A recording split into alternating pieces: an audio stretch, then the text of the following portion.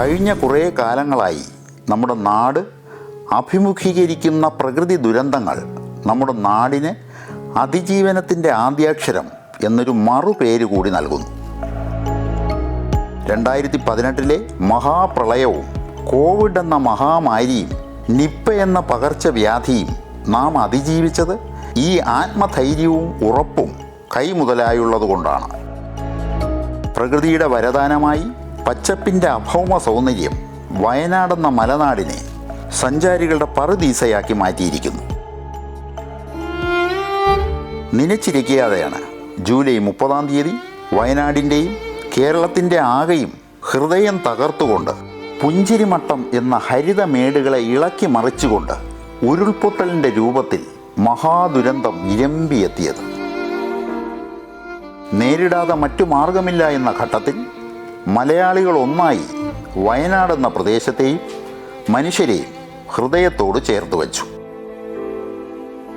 ജീവൻ പണയം വച്ച് സഹജീവികൾക്ക് വേണ്ടി മരണമാർത്ത് വിളിക്കുന്ന കുത്തൊഴുക്കിൽ അനേകർ എടുത്തു ചാടി. മിന്നൽ വേഗത്തിൽ രക്ഷാപ്രവർത്തനത്തിൻ്റെ കേരള മോഡൽ നാം ഒരിക്കൽ കൂടി കണ്ടു.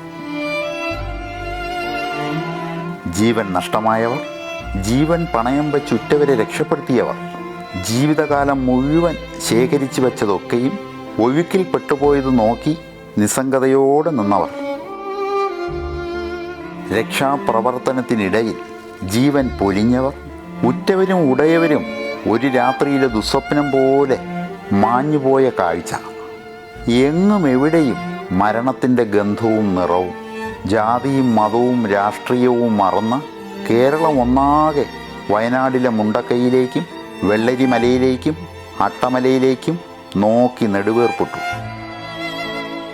കയ്യും മെയ്യും മറന്ന കേരളം വയനാടിനായി ഭക്ഷണവും പാർപ്പിടവും ഒരുക്കാൻ കൈയോട് കൈകോർത്തു. സർക്കാർ സംവിധാനങ്ങൾ ഒന്നടങ്കം വയനാടിൻ്റെ ഹൃദയമിടിപ്പിനോട് ചേർന്നു. വയനാടെന്ന ചെറിയ ജില്ലയുടെ കളക്ടറായി ശ്രീമതി മേഘശ്രീ ചുമതലയേറ്റിട്ട് വെറും ഒരാഴ്ച പിന്നിട്ടപ്പോഴായിരുന്നു ഈ ഹൃദയം പിളർക്കുന്ന ദുരന്തം ഇരമ്പിയെത്തിയത്.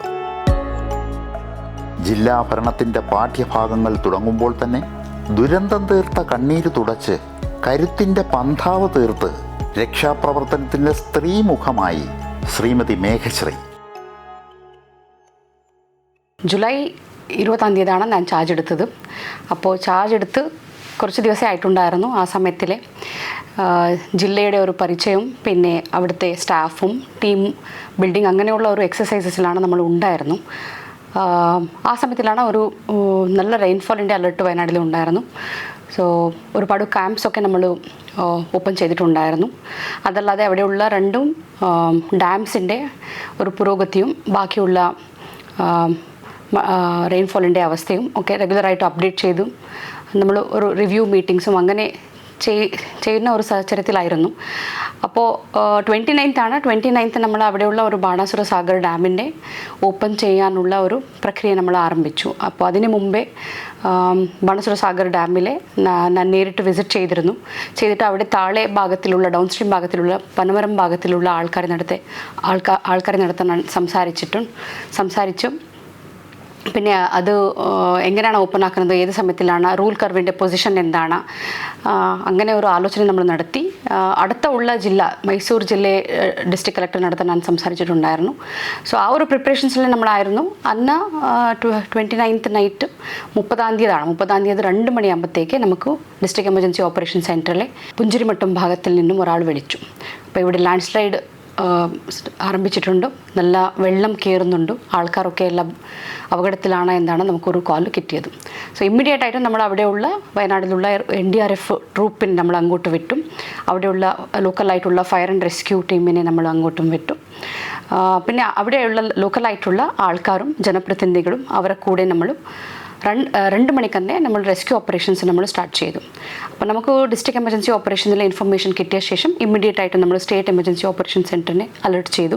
ബഹുമാനപ്പെട്ട ചീഫ് മിനിസ്റ്ററും ബഹുമാനപ്പെട്ട ചീഫ് സെക്രട്ടറി റവന്യൂ മിനിസ്റ്ററും എല്ലാവർക്കും ആ സമയത്തിൽ നിന്ന് നമ്മൾ വിളിച്ചു. അപ്പോൾ നമ്മളൊരു ഡിസ്ട്രിക്ട് എമർജൻസി ഓപ്പറേഷൻ സെൻറ്ററിലെ ഒരു അർജൻറ്റ് മീറ്റിംഗ് ഉദ്യോഗസ്ഥരെല്ലാവരും കൂടി. സോ ഇമ്മീഡിയറ്റ് ആയിട്ട് നമ്മൾ സ്പോട്ടിലേക്ക് എത്തി. ഒരു 2:45 3 മണിയാകുമ്പോഴത്തേക്ക് 3:45 ഞാനവിടെ എത്തി. അപ്പോൾ ആ സമയത്തിലാണ് രണ്ടാമത്തെ ഒരു ലാൻഡ് സ്ലൈഡ് അവിടെ സംഭവിച്ചത്. സോ ആ സമയത്തിൽ നല്ല ബഹളം ഉണ്ടായിരുന്നു, ആൾക്കാരിൻ്റെ ഒരു നല്ല hue and cry we could hear. So pitch ഡാർക്കാണ്, ഇലക്ട്രിസിറ്റി ഉണ്ടായിരുന്നില്ല, കംപ്ലീറ്റ് ഒരു ആർക്കും എന്താണ് നടക്കുന്നതൊന്നും അറിയില്ല, അങ്ങനെയുള്ള ഒരു ക്ലൂലെസ് ആയിട്ടുള്ള ഒരു ഇതിലായിരുന്നു നമ്മളെല്ലാവരും. ബട്ട് ഇമ്മീഡിയറ്റ്ലി നമ്മൾ ലോക്കലായിട്ടുള്ള ആൾക്കാർ കൂടി സംസാരിച്ചു, അവിടെയുള്ള NDRFിനടുത്ത് നമ്മൾ സംസാരിച്ചു, അവിടെയുള്ള ഫയർ ആൻഡ് റെസ്ക്യൂസ് ടീംസിനെ കൂടി നമ്മൾ സംസാരിച്ചു. സോ ഓൺലി 20 days ആയിരുന്നു. അപ്പോൾ ആ സമയത്തിൽ എനിക്ക് ആ സ്ഥലത്തിൻ്റെ അത്ര ഒരു പരിചയവും ഇല്ല. ഒരു ഏത് താലൂക്കാണ്, ഏത് പഞ്ചായത്താണ്, എവിടെയാണ് നമ്മൾ നിൽക്കുന്നത്, അതും കൂടി എനിക്ക് കൃത്യമായിട്ടുള്ള ഒരു ക്ലാരിറ്റി ഇല്ലാത്ത ഒരു ഇതായിരുന്നു. അപ്പോൾ നമ്മൾ ലോക്കലായിട്ടുള്ള ആൾക്കാരെ കൂടെ സംസാരിച്ചു. അപ്പോഴാണ് അവർ പറഞ്ഞത് ഇവിടെ ഒരു പാലം ഉണ്ടായിരുന്നു. അപ്പോൾ പാലത്തിൻ്റെ അപ്പുറ സൈഡ്, നമ്മൾ നിൽക്കുന്നത് ചുരൽമല ടൗൺ ആണ്, ഇവിടെ ഒരു പാലം ഉണ്ടായിരുന്നു. പാലത്തിൻ്റെ അപ്പുറ സൈഡിലാണ് പുഞ്ചരിമട്ടം, മുണ്ടക്കൈ ഭാഗങ്ങളും വരുന്നത്, അട്ടമല, ആറന്മുള ആ പ്രദേശങ്ങൾ വരുന്നത്. അപ്പോൾ ഈ ലാൻഡ് സ്ലൈഡിലെ നമ്മളെ പാലം തകർന്നു പോയിട്ടുണ്ട്, അപ്പുറ സൈഡിലാണ് ആൾക്കാരും നിൽക്കുന്നത്. എങ്ങനെയെങ്കിലും അത്ര ആൾക്കാരൊന്നും ഇങ്ങോട്ട് എത്തിക്കണം, ആ ഒരു രക്ഷാപ്രവർത്തനം ഇമ്മീഡിയറ്റ് ആയിട്ട് നമ്മൾ സ്റ്റാർട്ട് ചെയ്യണം എന്നാണ് മനസ്സിലാക്കിയത്. സോ ഇമ്മീഡിയറ്റ് ആയിട്ട് നമ്മൾ ആർമീനെ അലർട്ട് ചെയ്തു, അടുത്തുള്ള ജില്ലകളിൽ നിന്നും NDRF ട്രൂപ്സിനെ അലർട്ട് ചെയ്തു. ഇങ്ങോട്ട് എത്തിക്കാനുള്ള ഒരു സാഹചര്യം ഉണ്ടാക്കി കൊടുക്കണമെന്നാണ് ബഹുമാനപ്പെട്ട CMനെ വിളിച്ചിട്ട് നമ്മൾ അഭ്യർത്ഥിച്ചു. പിന്നെ ഹെലികോപ്റ്ററിൻ്റെ ഒരു റെസ്ക്യൂ ഓപ്പറേഷൻ നമുക്ക് ഇമ്മീഡിയറ്റ് ആയിട്ട് വേണമെന്നാണ് നമ്മൾ പറഞ്ഞു. പക്ഷേ 3 മണി ആയതുകൊണ്ട് നമുക്ക് സൺലൈറ്റും ഇല്ലാതെ ഈ റെസ്ക്യൂ ഓപ്പറേഷൻസ് നടക്കുന്നത് ഭയങ്കര പ്രയാസമായിരുന്നു. അപ്പോൾ 6 മണിയാകുമ്പോഴത്തേക്ക് ഹെലികോപ്റ്റർ വരും, അതുവരെ നമ്മൾ എന്തൊക്കെ ചെയ്യാൻ പറ്റുമോ നമ്മളത് ചെയ്യാൻ പറഞ്ഞിട്ട് അവിടെയുള്ള ലോക്കലായിട്ടുള്ള ആൾക്കാരിനെ കൂടെ, ലോക്കലായിട്ട് അവൈലബിൾ ആയിട്ടുള്ള റിസോഴ്സസിനെ കൂടെ നമ്മൾ ഇമ്മീഡിയറ്റ് ആയിട്ട് രക്ഷാപ്രവർത്തനം നമ്മൾ ആരംഭിച്ചു. അവിടെയുള്ള ഒരു JCB, പിന്നെ അപ്പുറ സൈഡിലുള്ള ഒരു ആലമര, ആ രണ്ടും തമ്മിലെ ഒരു കണക്ഷൻ നമ്മൾ ഏർപ്പാടാക്കാൻ നമ്മൾ ശ്രമിച്ചു. ഒരു മേക്ക് ഷിഫ്റ്റ് ആയിട്ടുള്ള ഒരു റോപ്പ് പാത്ത് നമ്മൾ ചെയ്തു. അപ്പുറ സൈഡിൽ നിന്നും ആൾക്കാർ ഈ സൈഡിലേക്ക് കൊണ്ടുവരാനുള്ള രക്ഷാപ്രവർത്തനം നമ്മൾ ആരംഭിച്ചു. മറവിക്ക് മായ്ച്ചു കളയാൻ കഴിയാത്ത നിരവധി അനുഭവങ്ങൾ ദുരന്തമുഖത്ത് നേരിട്ടു എന്ന് ജില്ലാ കളക്ടർ പറയുന്നു. രാവിലെ ആകുമ്പോഴത്തേക്ക് വീണ്ടും വെള്ളപ്പൊക്കവും, വീണ്ടും ഒരു ചെറിയ ഒരു ലാൻഡ് സ്ലിപ്സും നമുക്ക് സംഭവിച്ചു. എല്ലാവരും ഓടി ഒരു സേഫ് സ്ഥലത്തേക്ക് എല്ലാവരും എത്തി. കുറച്ച് കഴിഞ്ഞിട്ട് വീണ്ടും എല്ലാവരും തിരിച്ചു വന്നു, എല്ലാവരും രക്ഷാപ്രവർത്തനം കണ്ടിന്യൂ ചെയ്തു. ഇങ്ങനെ എൻറ്റയർ ഡേ ആ ഒരു സിറ്റുവേഷനിൽ നമുക്കുള്ള ഇമ്മീഡിയറ്റ് റിസോഴ്സസ് അവലംബിച്ചിട്ട് തന്നെ നമ്മൾ രക്ഷാപ്രവർത്തനം മുന്നോട്ട് കൊണ്ടുപോയി. വൈകുന്നേരം ആകുമ്പോഴത്തേക്ക് നല്ല ശതമാനം ആൾക്കാരെ നമ്മൾ ഇങ്ങോട്ട് കൊണ്ടുവന്നു. വൈകുന്നേരം ആകുമ്പോഴത്തേക്ക് നമുക്ക് അടുത്ത ജില്ലകളിൽ നിന്നും NDRFും പിന്നെ ആർമിയുടെ സഹകരണം ലഭിച്ചു. എല്ലാവരും ലോക്കൽ സ്പെഷ്യൽ ഓപ്പറേഷൻസ് ഗ്രൂപ്പ്സിൻ്റെ പോലീസിൻ്റെ സഹായത്തെ കൂടെ ഒരു മേക്ക് ഷിഫ്റ്റ് പാലം അവർ ചെയ്തു. അപ്പോൾ ആ മേക്ക് ഷിഫ്റ്റ് പാലം നമുക്ക് വളരെ എളുപ്പത്തിൽ ആൾക്കാരെ ഇങ്ങോട്ട് എത്തിക്കാൻ സഹായിച്ചു.